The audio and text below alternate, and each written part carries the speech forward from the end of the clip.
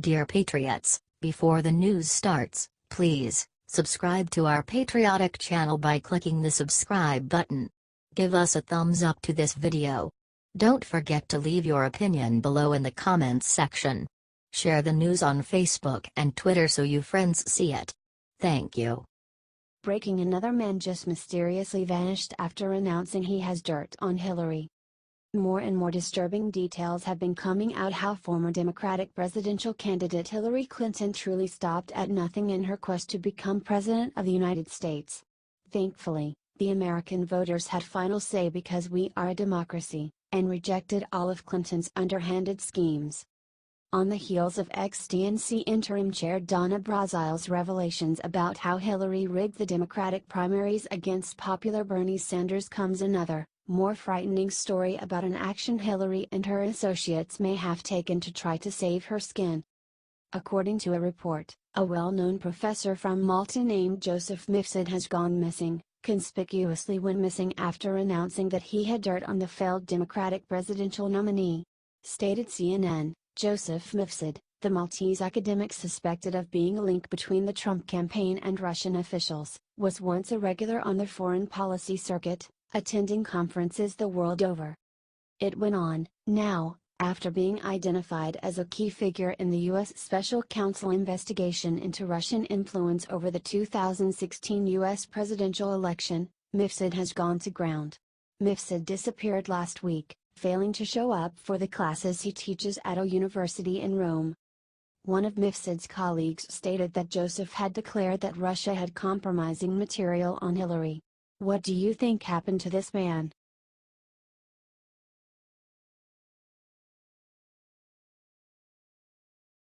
President Trump just put China on notice. I am always going to put America first.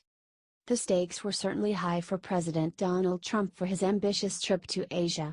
After all, he had to deal with the mounting threat that China poses to America's geopolitical superiority. Beyond this, of course, is the pressing issue of North Korea's nuclear program, which has some support from China. Thankfully, President Trump did not disappoint, delivering a powerful address that made China and others in Asia know exactly where he stands and what he intends to do for the American people. During the Asia-Pacific Economic Cooperation Summit in Vietnam, Trump declared, "We are not going to let the United States be taken advantage of anymore." He added, "While we lowered or ended tariffs, reduced trade barriers, other countries did not open their markets to us. The current trade balance is not acceptable." Trump went on, "I am always going to put America first, the same way that I expect all of you in this room to put your countries first." Jobs, factories, and industries were stripped out of the United States and out of many countries in addition. And many opportunities for mutually beneficial investments were lost because people could not trust the system. Pointing a finger at China, the president said, "We can no longer tolerate these chronic trade abuses. And we will not tolerate them." He also slammed Obama, saying, "I wish previous administrations in my country saw what was happening and did something about it. They did not, but I will. From this day forward, we will compete on a fair and equal basis. We are not going to let the United States be taken advantage of anymore." Are you glad Trump said this?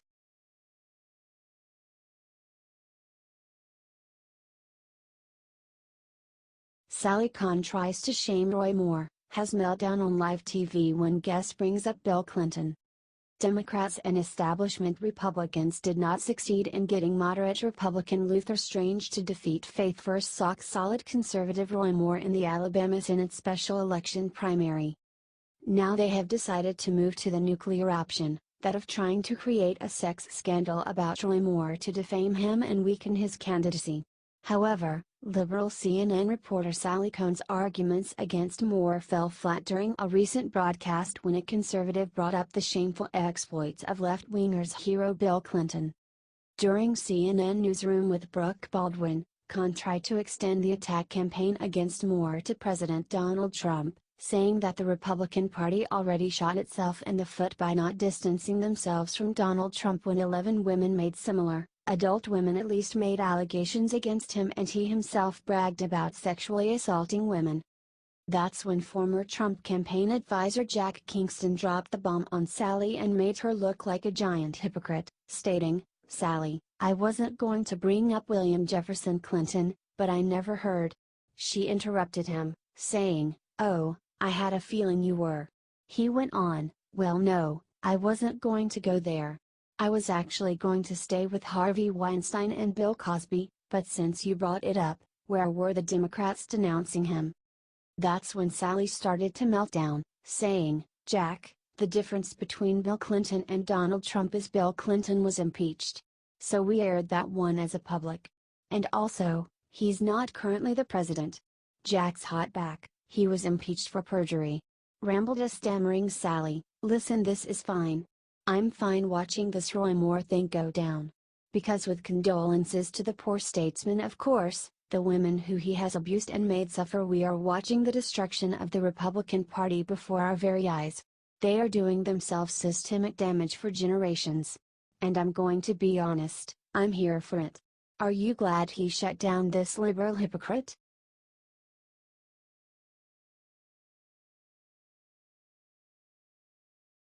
Clooney rips Dem 2020 candidates, "There's nobody that lights up a room, do you agree?" Out of all the knee-jerk liberals in the entertainment industry in Los Angeles, actor and director George Clooney just might be the single most obnoxious one, tied perhaps with Miley Cyrus. You will naturally assume, then, that Clooney would be cheerleading the Democratic Party's efforts to find a candidate to challenge Republican President Trump within 2020. It came as a surprise, then, that Clooney recently poured some very cold water on potential Democratic contenders and confessed that none of them lights up a room in the same way charismatic Donald Trump does. Stated Clooney in an interview with Britain's The Sunday Times, "Trump, for all his terrible instincts, is very charismatic. A TV star." He went on to claim, "People didn't vote for him because he accomplished anything. They knew him. And they were, like, he's exciting. He says outlandish stuff. That's fun.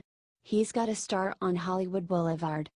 He then described his frustrations with Democratic politicians, saying, "I sat with the Democratic committee and said, you guys keep coming to us for money, but you don't come to us for the one thing we know how to do, which is make a poster that steals opening weekend. But we don't have a good Democratic candidate yet. We don't have anybody who lights up a room." Clooney added that, like Trump, you need someone who can light up the room. You need what Barack Obama had. He showed up and you went, "That guy speaks to my voice." George further slammed Democrats by saying, "Democrats in general are very passive. In debates, the Republican will go, 'That guy's bad, and that guy's good.' And the Democrat will say, 'Well, I understand what you're saying, because your parents were alcoholics, and the reality is that you need people who go, that's good. That's bad.'" Are you surprised Clooney was willing to be so honest about Democrats' weakness compared to Trump?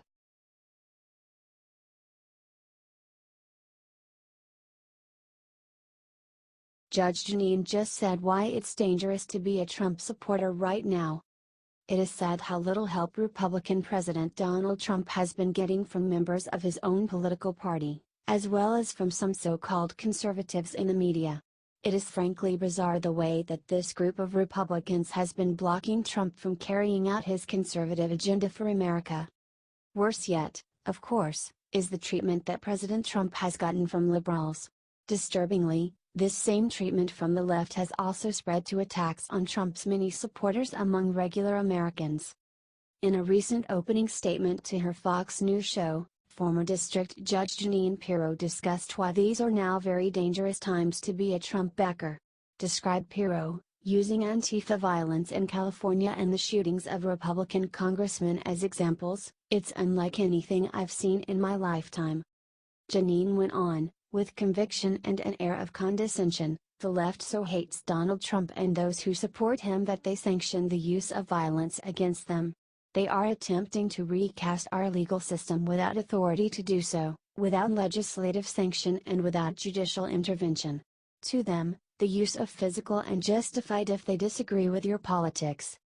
She added, "The very ones who call you fascist, and label themselves anti-fascist, or Antifa, are changing the rules, propagating a legal theory that is not only outrageously incorrect and affront to democracy, it's an outright attempt at anarchy.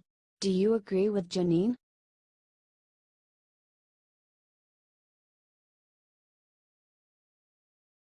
Black professor just said his children can't be friends with white people because of Trump.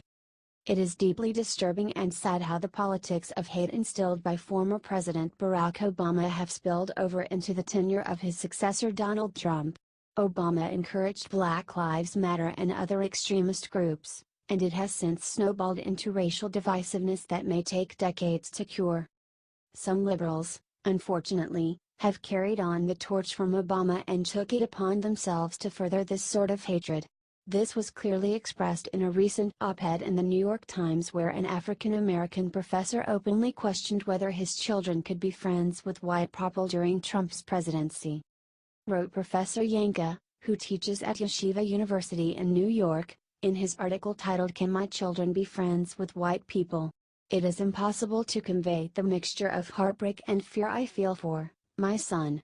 Donald Trump's election has made it clear that I will teach my boys the lesson generations old, one that I for the most part nearly escaped. I will teach them to be cautious, I will teach them suspicion, and I will teach them distrust." He went on, "Much sooner than I thought I would, I will have to discuss with my boys whether they can truly be friends with white people. Real friendship is impossible without the ability to trust others, without knowing that your well-being is important to them. The desire to create, maintain or wield power over others destroys the possibility of friendship." He then mentioned Martin Luther King Jr.'s famous dream of black and white children holding hands and countered it by saying that history has provided little reason for people of color to trust white people in this way. Yanka said he will teach my boys to have profound doubts that friendship with white people is possible at all. Do you think Yeshiva University should fire this racist?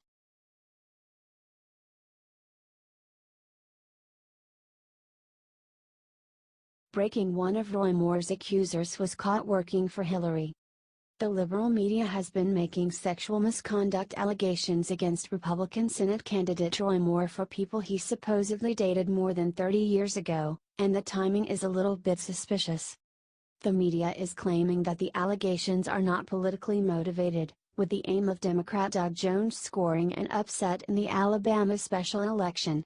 However, some deeply suspicious information came out when it was revealed that one of Moore's accusers formerly worked for Democrat Hillary Clinton. Deborah Wesson Gibson claims that Moore went for her when she was still in high school. It seems more than coincidental that Gibson owns a company called Signs for Excellence that Hillary Clinton's campaign hired for her failed 2016 campaign. Gibson and her firm provides sign language interpretation services for politicians and corporate clients, and has offices in both Florida and Alabama. Clinton was evidently no mere client, as Gibson gushed about the candidate during a radio interview with Florida's WLRN last year. Said the Moore accuser, "One of the things that she, Hillary Clinton, does is that she'll say, you know what? If standing up for equal pay is playing the woman's card, then deal me in." She went on, "And you might normally interpret that say something like, include me. But because that's one of the things that she says, we literally sign, deal me in, like it was cards that you were dealing. We want to capture and hold that euphemism and let the deaf person have access to that as well. So they can be party of the frenzy. Do you think it's highly suspicious that this Roy Moore accuser worked for Hillary?"